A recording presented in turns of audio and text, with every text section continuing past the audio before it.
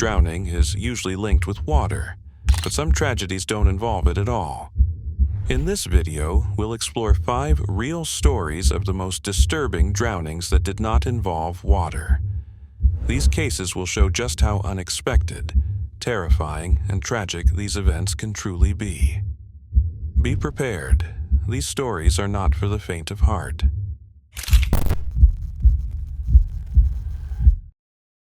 It has been a decade since grade R learner Michael Kumabe drowned in a pit toilet at Mahlodimela Primary School in Chebeng, outside Polokwane. It was January 20th, 2014, in Limpopo, South Africa. For the Cap family, it was a proud day.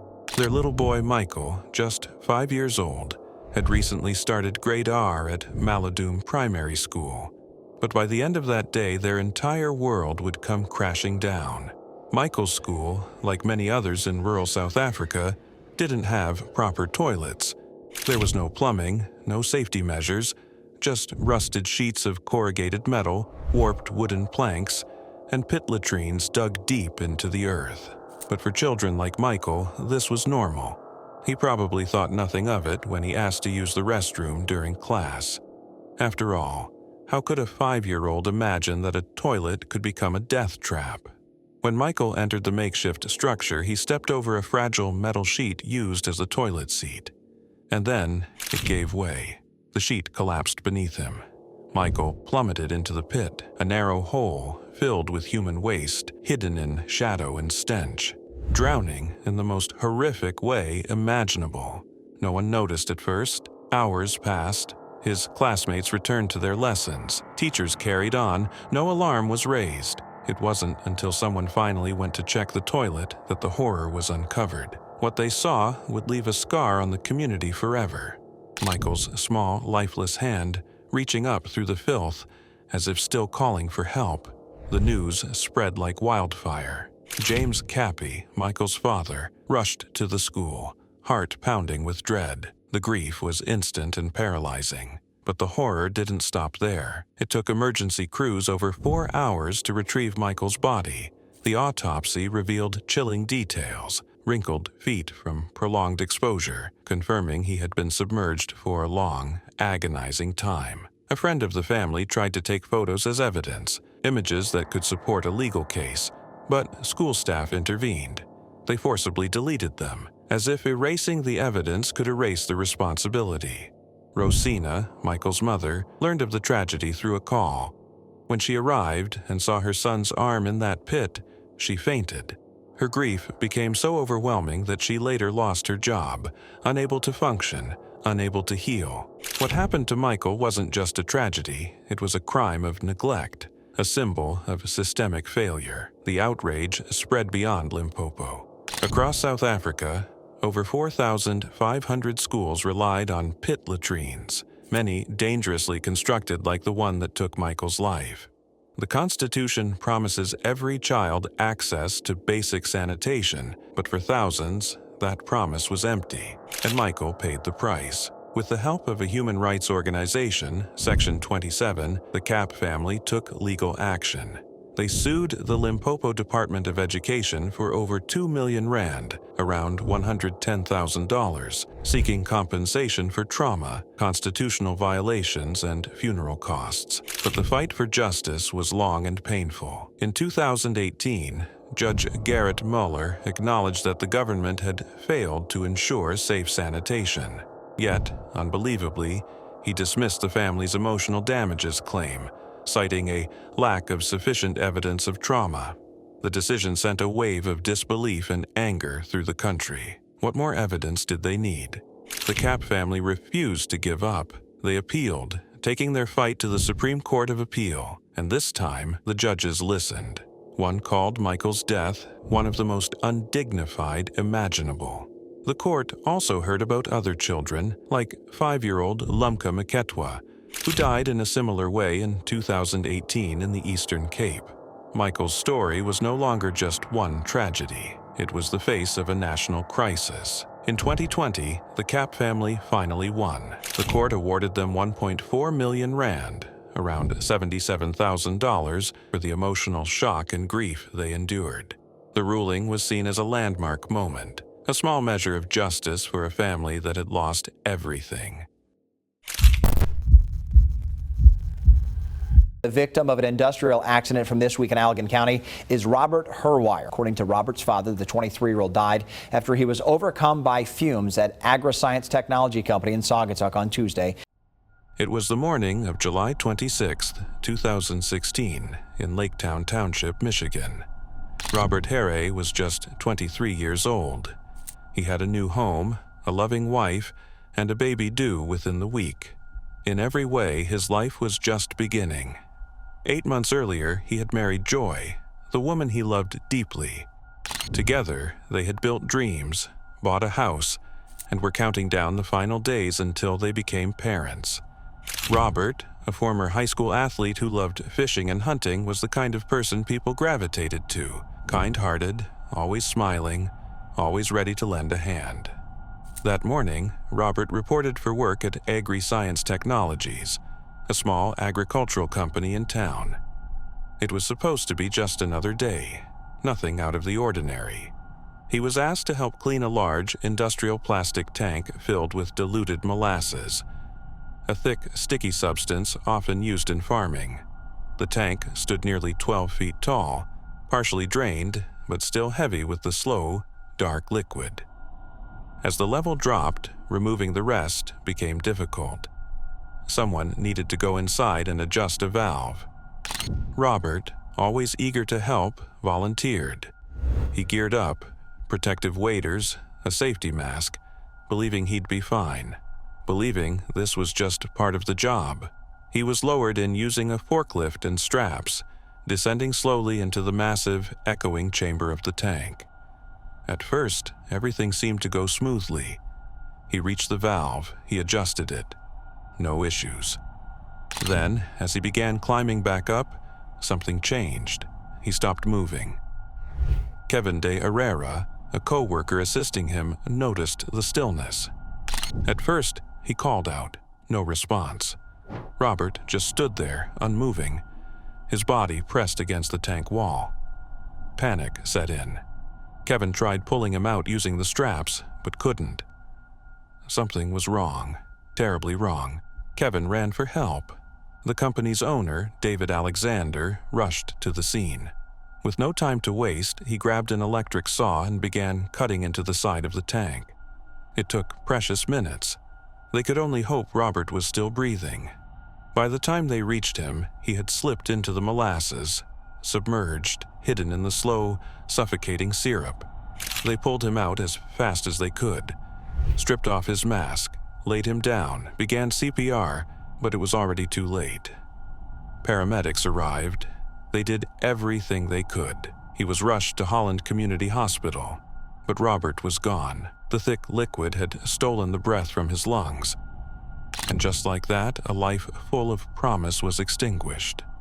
In the days that followed, Joy would give birth to their child without him by her side. The moment that was supposed to be filled with joy and tears of happiness was now haunted by loss. An investigation by the Michigan Occupational Safety and Health Administration soon followed. Molasses isn't just thick, it's deadly in enclosed spaces. It releases gases that can silently drain oxygen from the air. In the days after, the community rallied. A GoFundMe set up by Robert's sister-in-law raised over $112,000 in a matter of days. On July 30th, Robert's funeral was held at Bethany United Reformed Church. Family, friends, co-workers. The sanctuary was filled with people whose lives he had touched. They remembered the boy who grew into a man with compassion, humor, and integrity. The man who should have lived to see his child's first steps, their first words, their first day of school.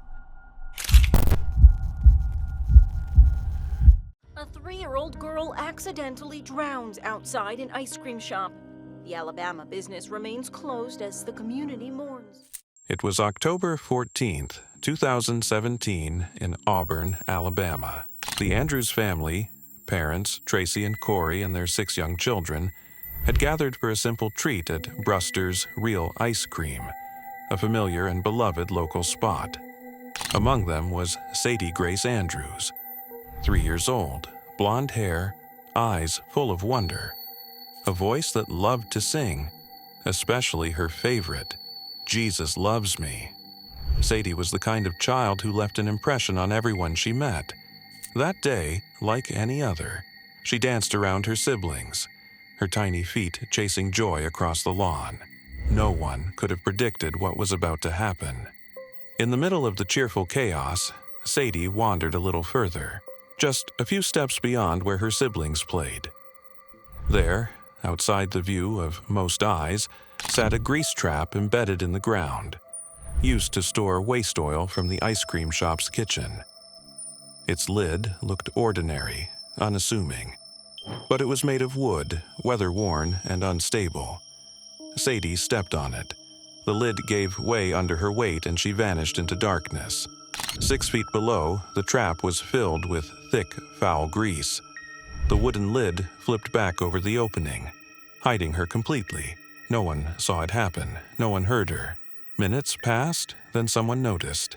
Sadie wasn't with the others. At first, it was confusion. A glance over the shoulder. A rising unease. Her name was called again and again. Her parents scanned the area, the brightness of the day suddenly feeling dimmer, colder. And then Corey, her father, noticed something. Something wrong. The edge of the grease trap lid was ajar. He rushed over, looked inside, and what he saw shattered everything. He pulled Sadie out. Her body was lifeless, covered in oil. There was no time to process what had just happened. A young employee at the ice cream shop, just a teenager, sprang into action. CPR was started. Hope flickered. Maybe it wasn't too late. But hope isn't always enough. Paramedics rushed Sadie to East Alabama Medical Center. But the doctors couldn't save her. The little girl who had brought so much light into the world was gone. Sadie's sudden death didn't just devastate her family. It stunned the entire community. Brewster's Real Ice Cream was more than a business. It was a piece of the town's heart. Its owners, Lance and Carol Liam, released a statement expressing deep sorrow. They spoke of heartbreak, of the weight of what had occurred. Their young employee who had tried to save Sadie would carry the trauma forever. But grief wasn't enough. Tracy and Corey Andrews were determined that their daughter's death would not be in vain. They filed a lawsuit against Brewster's and the company that manufactured the trap lid, Tough Tight Incorporated. Their attorney, J. Cole Portis, made it clear Sadie's death was preventable. The trap never should have had a wooden lid. It should have been secured. This wasn't an accident. It was a failure. The Andrews family turned their pain into purpose. They worked with lawmakers. They pushed for change. And they won. Alabama passed the Sadie Grace Andrews Act, a law requiring all grease traps to be covered with durable, locking lids. But the world doesn't always change fast enough. A few years later, Corey read the news. Another child, another grease trap, this time in Rochester, New York. Corey's heart broke all over again. The grief never left, but now it flared with anger. More had to be done. It wasn't enough to fix the law in Alabama. This had to be nationwide. No more children should die this way. The Andrews family created Sadie's Hope Ministries, a nonprofit born from tragedy. They began sending care packages to grieving families, offering comfort to those walking through the same fire.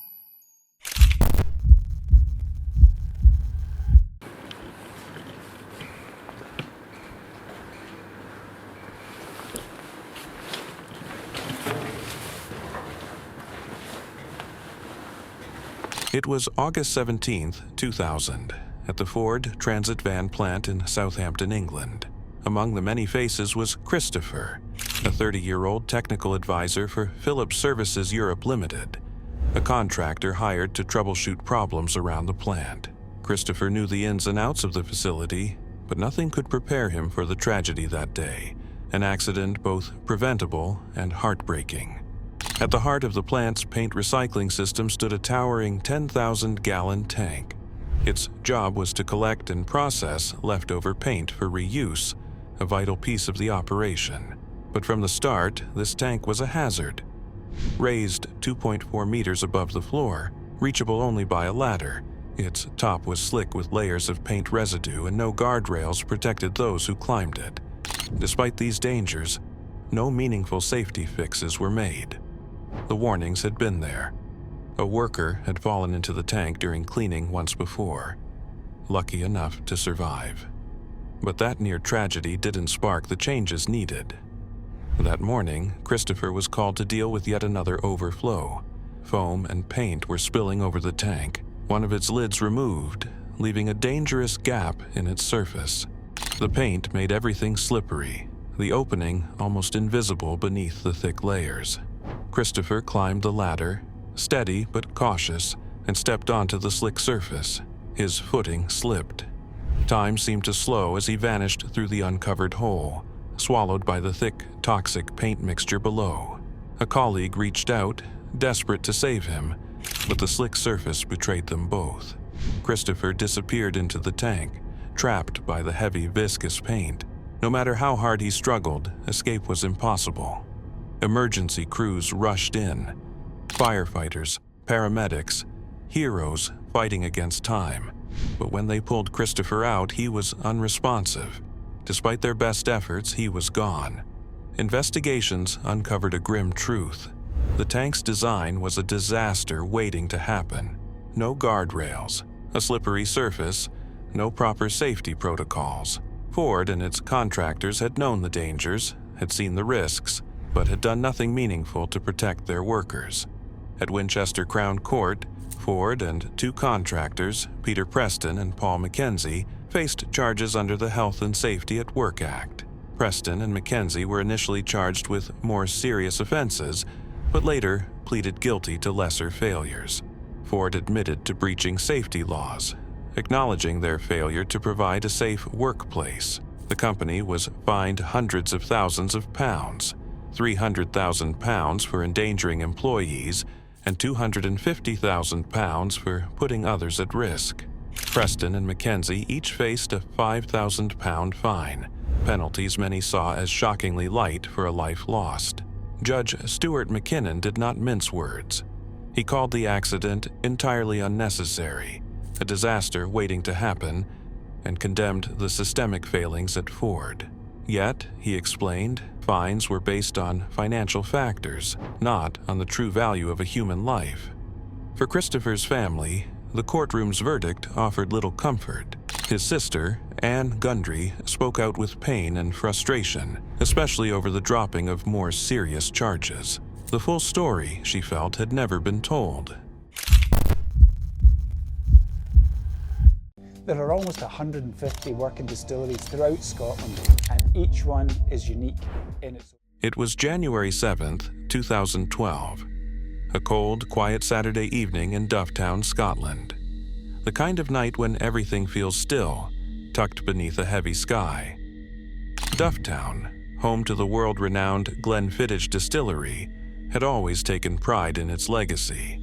But that evening, a tragedy unfolded that would shake the town to its core.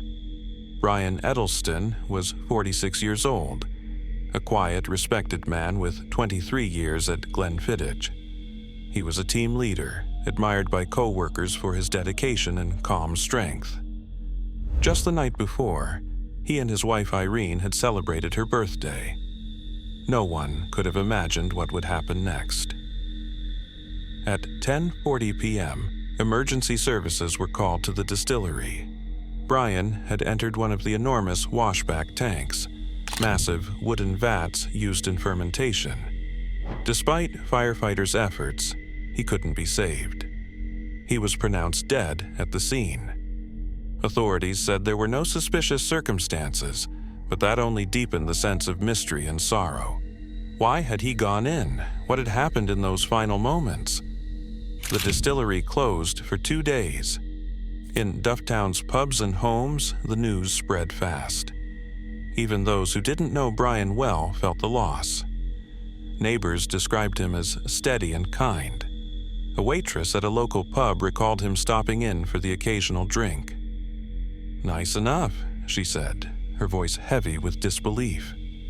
For his family, wife Irene and their 2 adult children, shock gave way to silent grief. Irene later said there was nothing to do now but try to move forward. The questions lingered. Had Brian been silently struggling? Had the weight of something unseen become too much? There were no answers, just echoes of speculation and the aching reminder that not all battles are visible. For his colleagues, passing the washback tanks now felt different. To tourists, they were symbols of tradition. But to those who worked with Brian, they had become haunted landmarks. Brian had spent over 2 decades helping build Glenfiddich's legacy. Now, his death had become part of it. It was a story of unseen pain, of a man loved and lost without warning. Life eventually moved on in Dufftown, but beneath the routine, something had shifted. Brian Edelston's name stayed with the people of that town, not just because of how he died, but because of the quiet, steady life he led. A life that mattered. A loss that should never have been silent.